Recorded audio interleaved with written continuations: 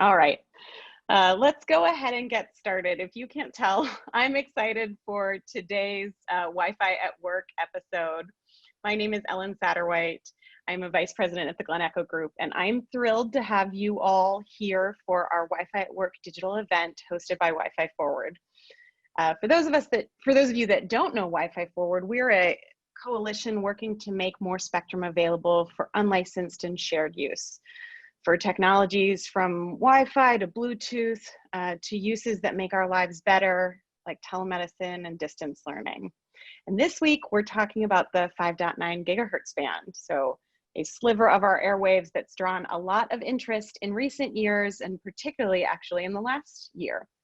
So let's do a little bit of housekeeping. For the sake of time, we won't be accepting questions during the chat through the webinar system, but if you have questions for our speakers, please email us at info@wififorward.com and we can connect you to the right people to help. I did receive a few of your questions ahead of time, including Joe Plotkin. I'll just give you a little shout out because I know you're there.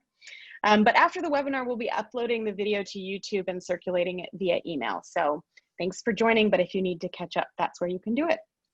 So now I'd like to turn our attention to today's topic, the 5.9 gigahertz band. In 1999, the FCC designated the 5.9 gigahertz band for use by intelligent transportation systems. And for the next 20 years, industry attempted to develop a specific technology, DSRC, that would be able to talk to vehicles and infrastructure while also trying to build a market around it. In the meantime, since 1999, our use of Wi-Fi has grown exponentially. This particular band now sits just between the most commonly and widely used spectrum for Wi-Fi on one side, and next to the spectrum the FCC has just voted to make available for Wi-Fi on the other, the 6 gigahertz band. Experts in industry and policy say this band is the best near-term opportunity to expand our Wi-Fi capacity. So in December 2019, the FCC voted to take a fresh look at the spectrum and explore splitting the band between automotive uses and safety and unlicensed uses like Wi-Fi. So a win-win situation. But where do we stand now? Thankfully, today we have two of our biggest experts and all around fun people to talk to explain the lay of the land in the band and talk about a recent paper that they've put out. Michael Calabrese, who is the director of the New America Wireless Future Project at the Open Technology Institute, and Amir Nasr, who's a policy analyst with OTI as well. In July, these two authored a paper. If you haven't read it, we will be sending it around on this topic. And they explored the background of the band, why we need more Wi-Fi spectrum, and the consumer benefits of maybe moving auto safety to a different band, or exploring the sharing that the FCC is talking about. So now I'll turn things over to Michael to talk more about the state of play and get us started. All right, well, thanks, Ellen, and thanks to WifiForward for all your advocacy on behalf of consumers and Wi-Fi. It's really been great progress. So if we look at this first slide here, let's understand what the FCC has proposed. This is in the Notice of Proposed Rulemaking adopted in December, which is still pending, and we're hoping to see an order before the end of the year. And what the FCC, as you can see in the bottom, the 5.9 gigahertz band is 75 megahertz, which is all currently allocated to, they call it intelligent transportation service, basically to auto safety or vehicle safety more broadly. And it's between the current Uni 3 band, which is heavily used for Wi-Fi, and the future most heavily used Wi-Fi band. So what the FCC's proposed, what the FCC has proposed is to is basically to divide the band, split the band, and take the bottom 45 megahertz and reallocate that for unlicensed use, adding that to the existing Wi-Fi band just below, which would create the 160 megahertz channel that's needed for next generation Wi-Fi. And in the upper portion of the band, 30 megahertz, would remain exclusively for vehicle to everything communications. And tentatively, that would be divided between the legacy DSRC technology that Ellen mentioned and the future cellular V2X, which would be part of future mobile 5G operations. Next slide. So, so why is this a big deal? First, because it creates the the first and only unimpeded. Actually, if you go back a slide, you go back to the previous slide, it might be easier to see so folks can still look at that bottom part, because you see that it creates the first and only unimpeded 160 megahertz channel for gigabit fast next gen Wi-Fi. And it does that by, extending the Uni 3 band just below. And since this will be exclusively unlicensed, it can be used at full Wi-Fi power. And I'll talk a bit more later about why that's so important. It will also be available in every location and without the delay, cost, or complexity of being controlled by a database, by automated frequency control, which is how the 6 gigahertz band will be used at full power. And I'll come back around to that as well. Next slide. Again, this is a big deal because it can immediately extend the adjacent 5 gigahertz band that's already in use for Wi-Fi. So in the short term, it allows consumers to use all the bandwidth from their fixed service on any device. Wi-Fi already carries more than 60% of mobile device data traffic on smartphones and other mobile devices. And this is projected to increase to more than 70% within a few years as mobile 5G networks support more bandwidth intense applications and services on mobile devices. And when folks are indoors, just like today, they'll be wanting to do that interactive video and augmented reality and other new apps on Wi-Fi, where they'll have a stronger signal and it'll be less expensive. That is, if we have access to this spectrum. Next slide. Longer term, this 160 megahertz channel will support the next generation of Wi-Fi, Wi-Fi 6. You all may be more familiar with the alphabet soup of IEEE 802.11. There was AB, N, AC, which we're kind of on now. But next is AX, and that's Wi-Fi 6. And each generation of Wi-Fi gets much higher capacity, much lower latency, the ability to coordinate more devices and at better quality. And Wi-Fi 6 is as big a leap forward as mobile carrier 5G will be compared to 4G. But, and here's an important difference, it can be much more generally available and much sooner.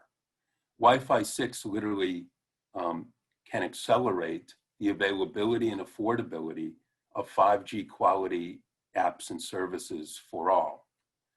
Next slide. And here you see, some of the attributes. And really the slide is very similar to what you'd see if Verizon or AT&T were here talking about 5G. It really is the mobile 5G counterpart. The two are extremely complementary. And so here you see how it's the high speed, just on this one new channel that would be created by reallocating the lower portion of 5.9, you get more than a gigabit of connectivity. And if it was available everywhere, including 6 gigahertz up to 10 gigabits gigabytes in total, which allows all the apps to fully function, even in a crowded place or in a large family or small business. Low latency, which will support augmented reality, virtual reality, 3D video, mission critical applications, including for small business, Internet of Things networks. More greater power efficiency, as we said, higher capacity, which will also mean fewer glitches.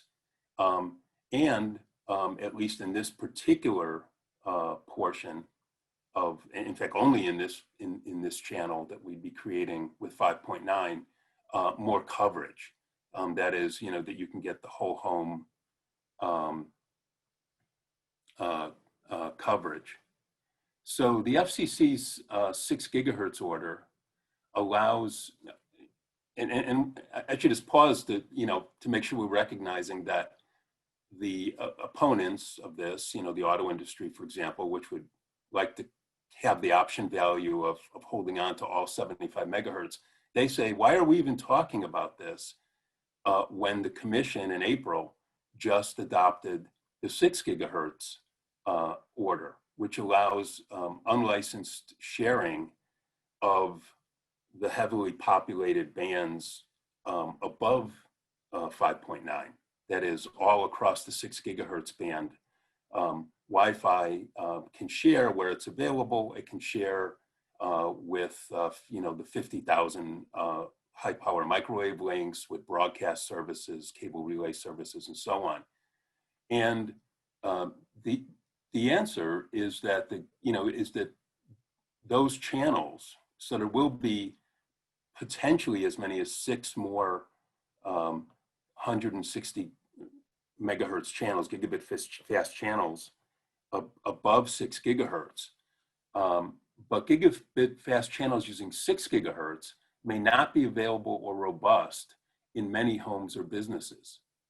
First of all, the 6 gigahertz order has a couple flavors of access for unlicensed use, and both are hobbled in certain ways. The greatest access will be through low power indoor only use, where your router must be plugged in, but it's only at about 1/4 the power of today's Wi-Fi. So the power is too low to cover an entire home or small business, or say more than a single classroom or the entire library. There's efforts to try to raise that power limit, which can be done safely. But for now, the gigabit fast channel created at 5.9 will be the only one with wide coverage that we're accustomed to today. Standard power, which is the other flavor in 6 gigahertz, and that's for outdoor use, but it can be used indoor as well. But full power Wi-Fi in 6 gigahertz requires the added cost and complexity of database control.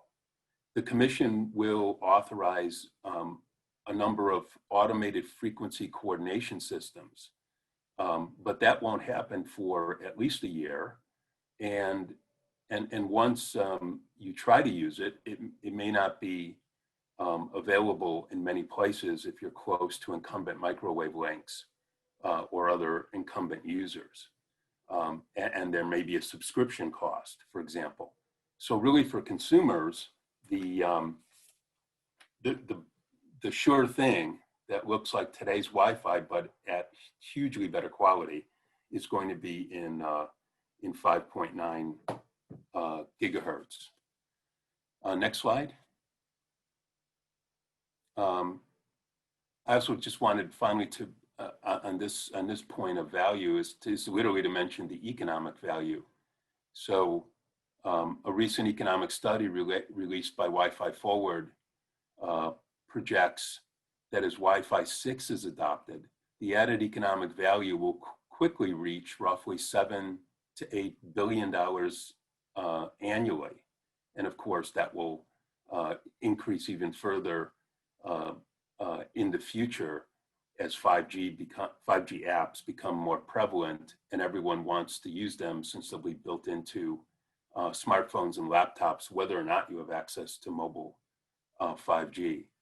So the bottom line here, in terms of what's at stake, is that opening the bottom 45 megahertz for unlicensed use creates the first and only gigabit fast band that can support next generation Wi-Fi and also cover homes, schools, small businesses with the sort of affordable off-the-shelf Wi-Fi routers that consumers use today. So there's a whole lot at stake, which is, I think, why Ellen called it a potentially a win-win here if the FCC gets it right. So I'll pass it over to Amir to talk a little bit more about, how the reallocation works and the logic behind it. Thanks, Michael. If we could go to the next slide, I will kind of be taking us back to the beginning of how this all came about. So we're talking now 20 years ago, 1999, back when the Backstreet Boys were the #1 best-selling band. Who Wants to Be a Millionaire was premiering for the first time on TV, and The Matrix was in theaters. Even more important than all of that, there were two key moments in telecom policy that kind of served as the foundation for what we're talking about today. One would end up being an unqualified success, Wi-Fi, and the other one is the subject of controversy and the reason that the FCC is looking at this now, and there is this kind of fight over the 5.9 band, which is DSRC, dedicated short-range communications. And obviously in that time, Wi-Fi has grown, as Michael has laid out, to be a huge pillar of the modern economy and modern society. Just to go along with the recent research that he just highlighted, one from 2018 found that unlicensed technologies, namely Wi-Fi, contributed $525 billion in economic value to the US in 2017 alone. And that was projected at the time to increase to more than $834 billion this year. So in those 20 years, Wi-Fi has grown to be kind of an essential part of everyday life and a wide variety of industries, education, just a central part of how the economy works. In the meantime, the auto industry in 1999, the FCC kind of embarked on what would eventually become a bit of a failed experiment. In 91, Congress passed a bill called the Intermodal Surface Transportation Efficiency Act, which required the Department of Transportation to begin researching and testing, quote, intelligent vehicle highway systems, unquote, that would improve auto safety. That would eventually result in the development of dedicated short-range communications, wireless standard based on Wi-Fi 802.11, to talk about alphabet soup protocol. And this was aimed at facilitating ubiquitous and real-time wireless communication for both vehicle-to-vehicle and vehicle-to-infrastructure technologies.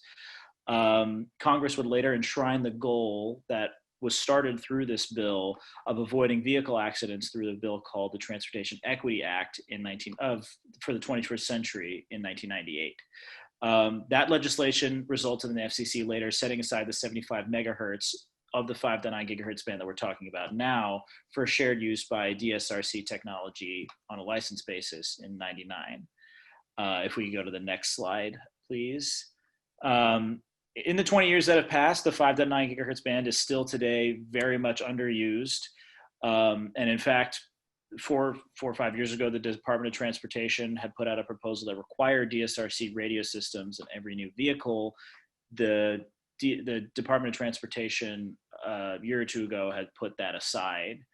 But in those same 20 years, when Wi-Fi thrived and DSRC has largely languished, spectrum allocation and spectrum ecosystem have both changed dramatically. First, very shortly after the DSRC moved by the FCC actually started to shift away from allocating spectrum for specific technologies, and instead crafting rules with more flexibility, with the goal of accounting for the always changing wireless and technological ecosystems. Basically, the reason being that locking in rules for spectrum use to technologies that might grow to be quickly outdated could hinder innovation and the actual effectiveness of that spectrum. And the 20 years that DSRC has been widely not used at all in the 5.9 gigahertz band actually reflects a classic case study of why they started to do that. Second, though, is that 20 years ago, the 5.9 gigahertz band was not considered very valuable or of interest for personal communication. And in that time, the situation has changed a lot.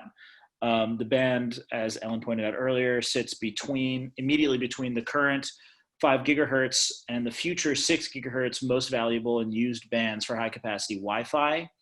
And the 5.9 gigahertz band, as it's currently allocated and unused, is presenting wireless connectivity writ large for both Wi-Fi and mobile, a huge obstacle that could restrict the utility of Wi-Fi and weaken it going forward into next generation services like Wi-Fi 6 and 5G.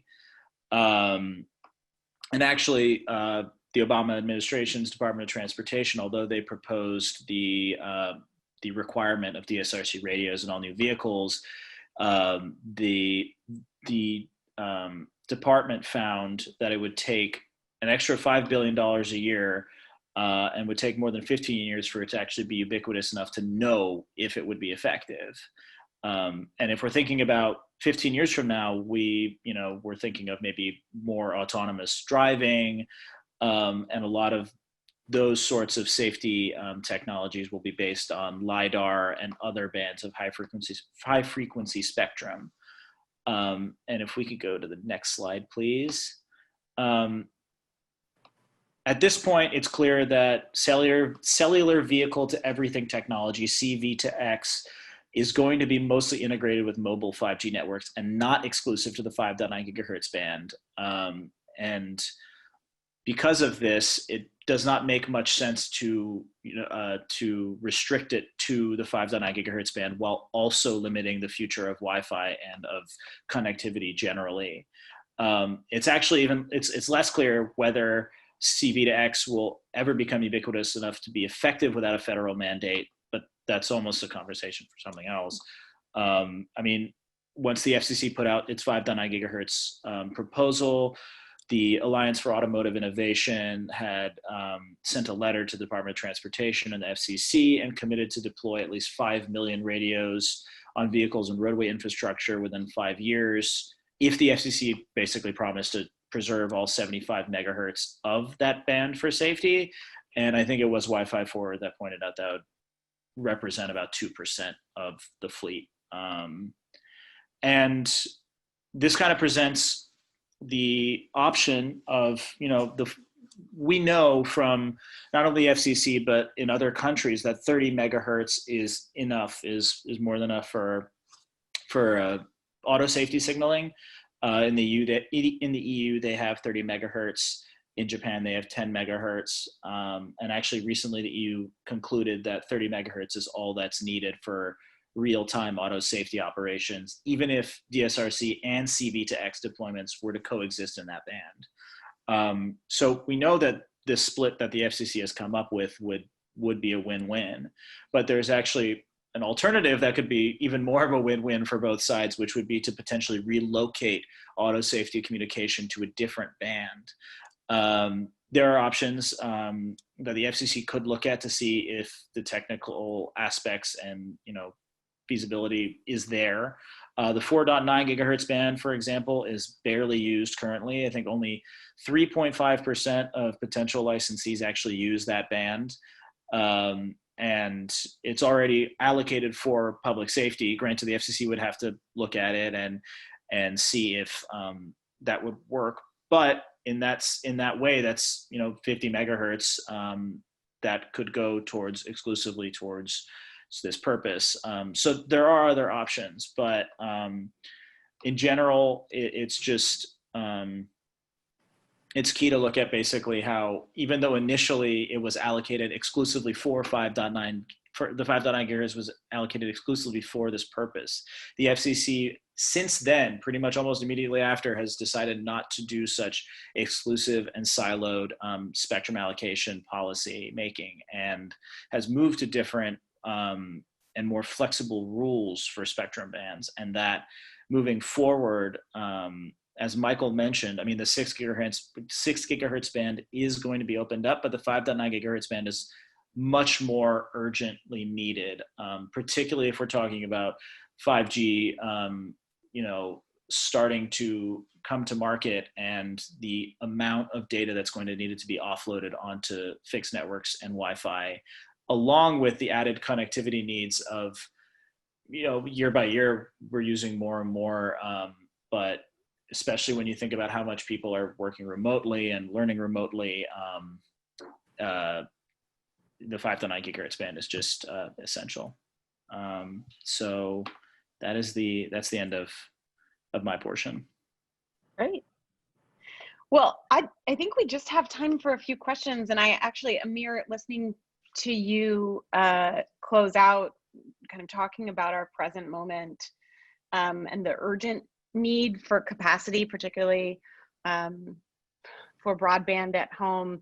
I wondered if you guys could talk a little bit about, on our last Wi-Fi at Work webinar, we hosted WISPA and several WISPs who took advantage of a special temporary authorization in this band to expand their capacity, particularly in rural areas. And they talked about not needing additional truck rolls, like really doing working with their vendors and getting a software upgrade pushed out to their networks.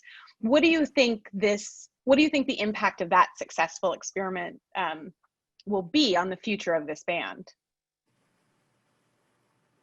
It's really a great sign.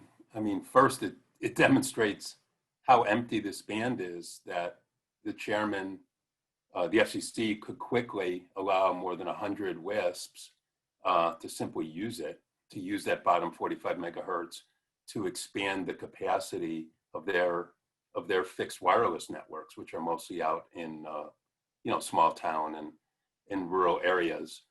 They do have to avoid the handful of pilot programs for DSRC that are out there, but otherwise it's all available for use.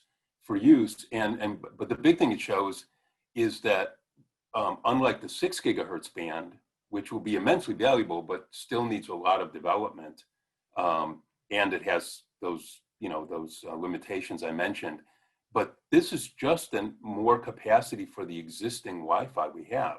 So with a firmware upgrade, particularly important during, we don't know how much of this next year we'll still be struggling to work and learn from home. And this spectrum can be put to work immediately to increase the capacity. We really have the problem now we've never had. It's the reverse of what we had in the past, where we have the broadband bottleneck is for the majority of households is not the wire that's coming in. So all the cable deployments now pretty much have the capacity to provide a gigabit of connectivity if you want to pay for it. But the Wi-Fi can't distribute that much unless it gets more spectrum. And this is the channel that would allow it to use essentially existing equipment. Great. So we have time for one more question, which is, if you had a crystal ball, what's next in the band?